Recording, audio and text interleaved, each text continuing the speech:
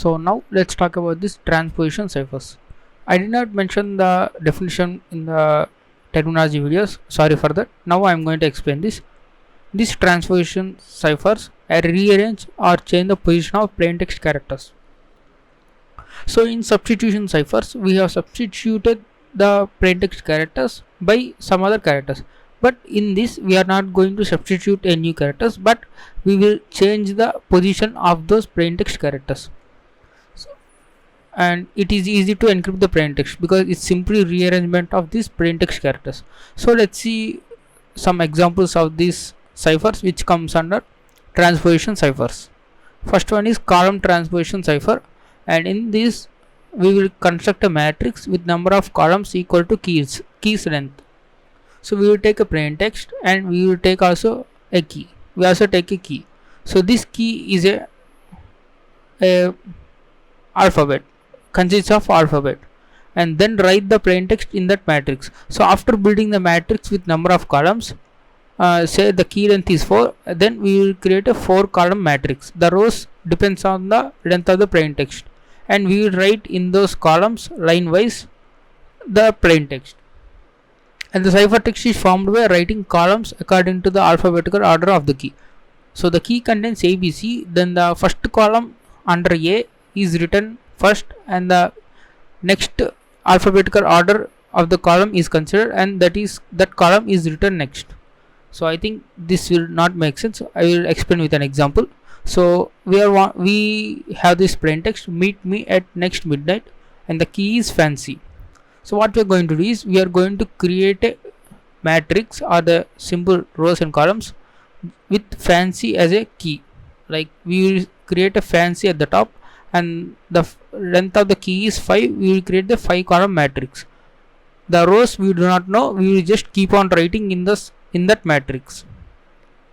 So this is the matrix. First I have written the FANCY fancy, and I also given the order of these keys, alphabetical order.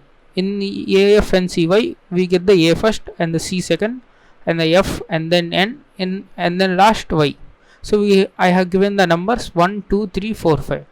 Now what I am going to do is in this matrix I am going to write the plain text. So the plain text is meet me at next midnight, and I am going to write meet M, and after that I cannot write further because there are only 5 columns. I need to write in the next row, meet me at next midnight.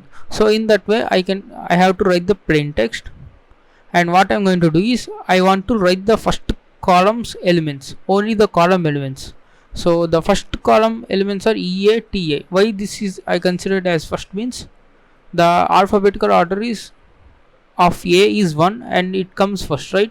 That's why we need to write these columns alphabets EATI, EATI. That is the first some part of the ciphertext, and we need to consider the second column, that is this one, THNIH, this one, and we have to write all these alphabets in the column in the line wise.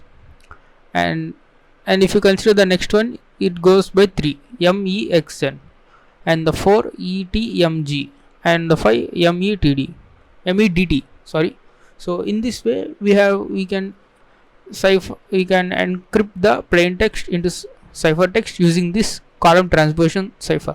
In this case we do not substitute any new value into this, we just arrange the order of these plain text values, right? First we have generated the key, and we have constructed a matrix of the length of the column length of this length of the key, that is 5, and then we have written the plain text in that matrix. And what we have done is we did not write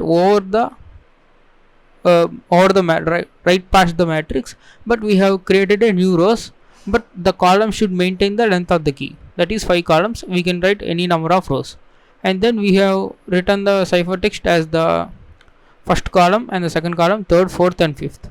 So this is the simple column transposition matrix. You can also do the row transposition matrix.